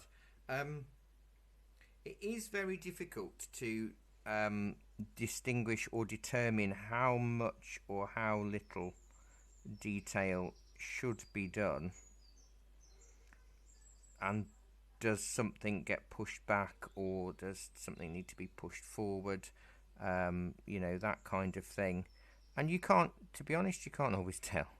You won't know until it's already painted, and then you go, oh no, I need to push that back or bring that forward. Right, I did say I was going to stop, so I am going to stop. And it's just the water that's the last bit. It's very fiddly, I know.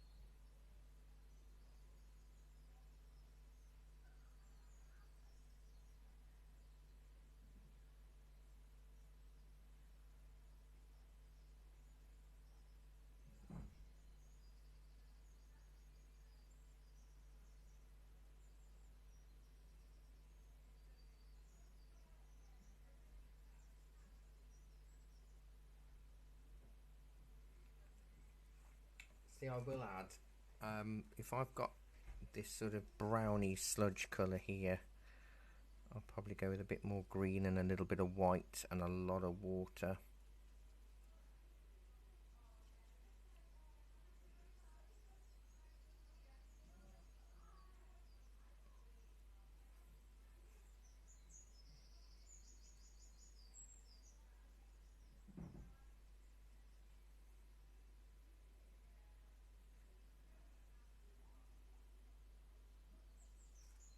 I need a bit more white in that.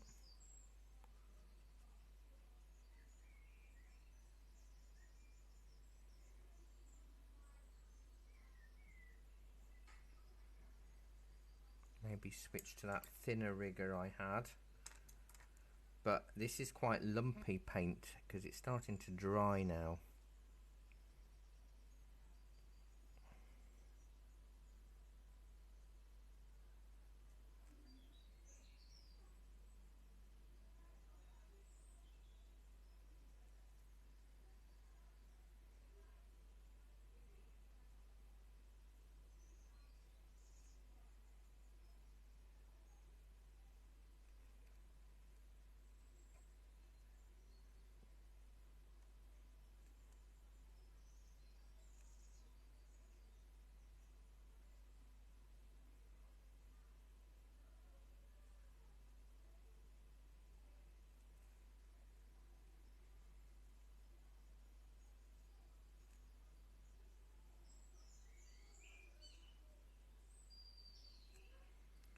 So all of it, it's all these little bits, isn't it? It's the little bits, the fiddly, faffy bits, the annoying bits that are really hard to get your brush working.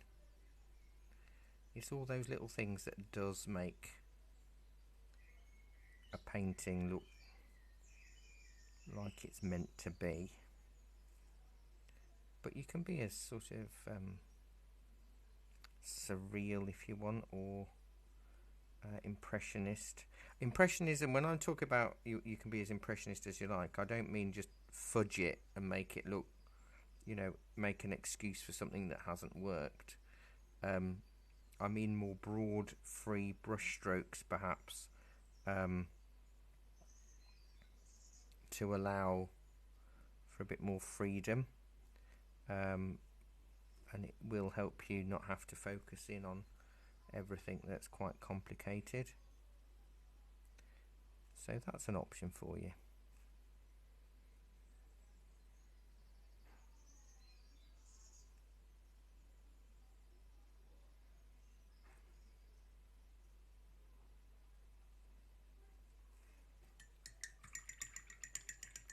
Right, as it is nearly 10 to, what I'm going to do is I'm going to cover this water in quite a lot of ultramarine, a little bit of black, a small amount of white.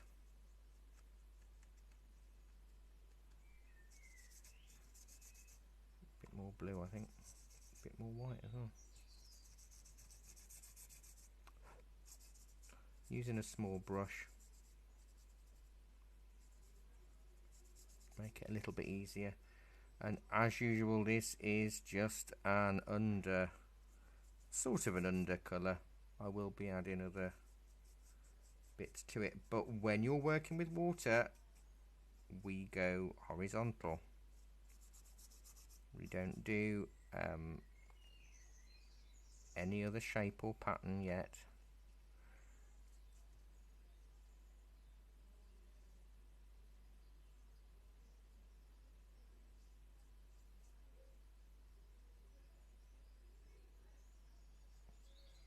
So you can probably see why at this stage it would be better to have had a black canvas painted up.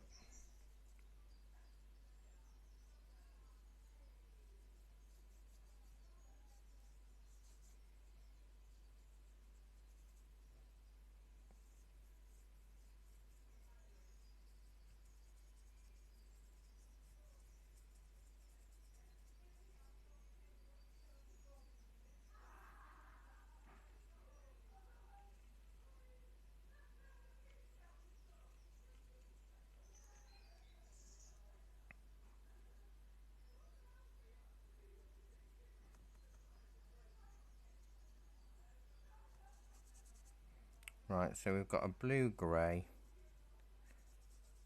and then we need this to look like water, don't we?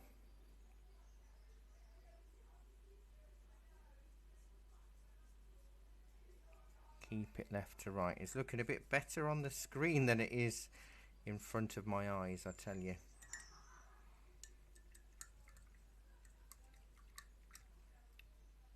If I mix a bit of orange while this is wet, I need to just drop a bit of that in.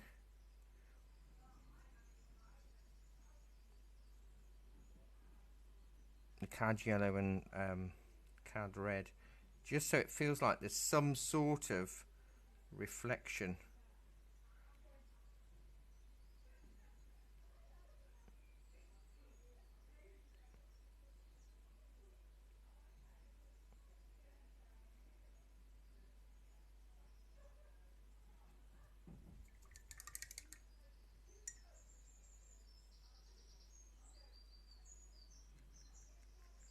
And then flat brush, pale white with a bit of the blue in.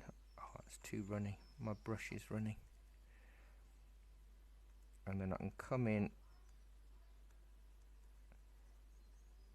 around the edge of the water. You could do this with a knife as well, but I haven't used any white yet.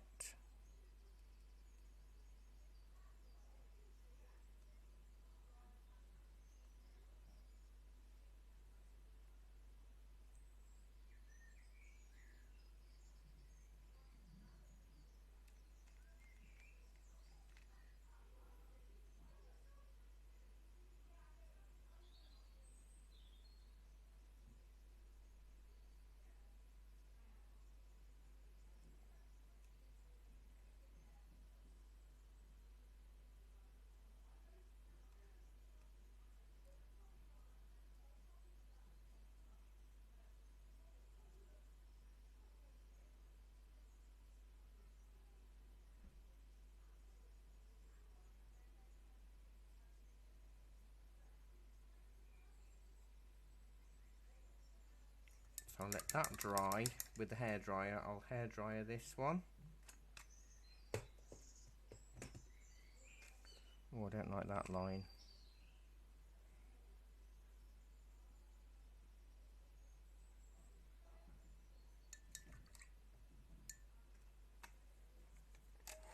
And then I'll be using white. You could use gel pen as long as it was dry, but it's a bit tricky. That needs to be dry enough for me to be able to work from and use. Where's my lineup? There it is.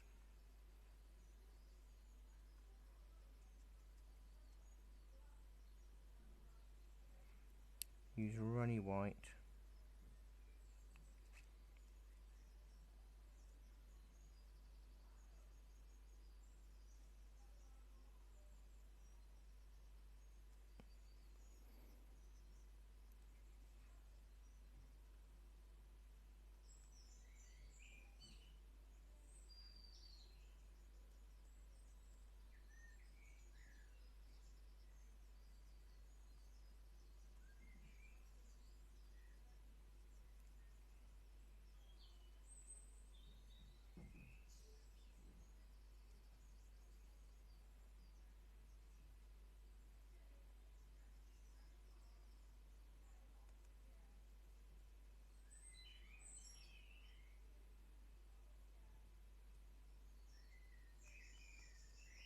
Try and keep it with flat bases or where you're going around the rocks, even if you're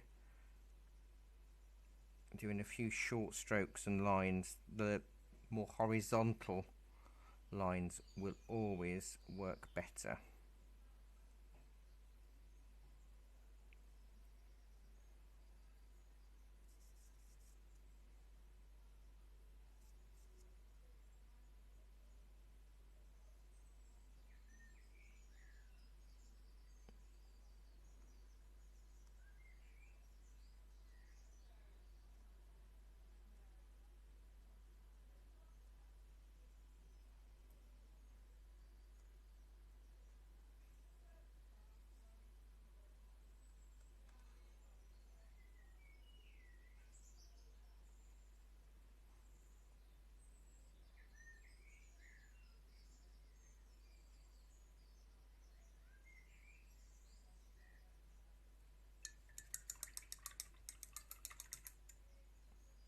think I'm going to stop there because it is 4 o'clock. And I don't know if there's anything I can add that would actually make it any better.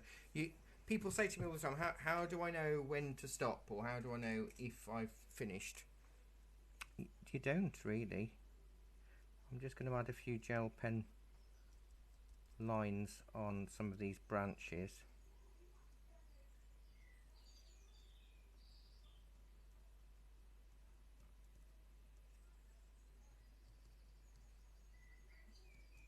But I don't want it to become dominant. Well, that's kind of worked. It's brought it out. You'll see it more in the photograph, to be honest. It is a very full-on picture because there's so much in there. You can see how it works, but it is working at it in sections. That is the real crunch of the scene. Do it phase by phase. Repetitive actions gets it a lot quicker than just looking at it and freezing with what's going on. It's a lovely sunset at Stour Head next week. There is a tiny building that's going to be as big as your thumbnail in the distance, so don't panic about that. A very different scene again. If you wanted to bring this forward more, you just use brighter or more white tone yellows.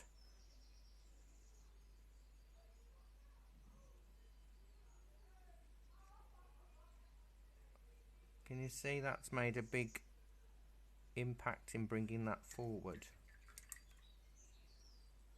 It is a very full on, it's a brain achy one, but really worthwhile practicing and playing with. And you can stipple and you can add and you can, you know, put loads of leaves on. I'll just let you know what's coming up this week. Tomorrow morning is a badger in gouache. Tomorrow afternoon is a woman walking through a field with her back to us in pencil. Thursday morning is a portrait / figure study in charcoal on cartridge paper. Thursday afternoon's watercolour class is evening hay bales. Friday afternoon's watercolour class is yellow and blue macaw parrots. Saturday is our first Saturday of the month, so it's a free demo on the shop page, which is layers of misty trees in watercolour. Monday morning live from Wardington is a nice old mossy tree in acrylics. It'll go well with this, but it is literally just the tree with a very simple background. Monday evening's watercolour classes are buildings with a river and a gondola, but I think it's Cambridge, definitely not Venice. And then next Tuesday you've got your evening on the lake at Stour Head Park Gardens. So do have a play with this. Keep fiddling if you need to until you get it how you want, and just see how you get on. So thanks ever so much for your company. I know it's quite a fast-paced one today. They're not all like that, as you know, but sometimes I'm limited by time, even if you're not. But you've got the advantage now of being able to, as soon as I finish, to pause it, stop it, play it back, and do all of that you need to if you need to catch up. So thanks ever so much for your company. Have a really good week ahead. I'll probably see you in one of the online classes. But if not, have a good week. Stay safe. Look after yourselves. And I'll see you all soon. Bye-bye, everybody. Bye-bye.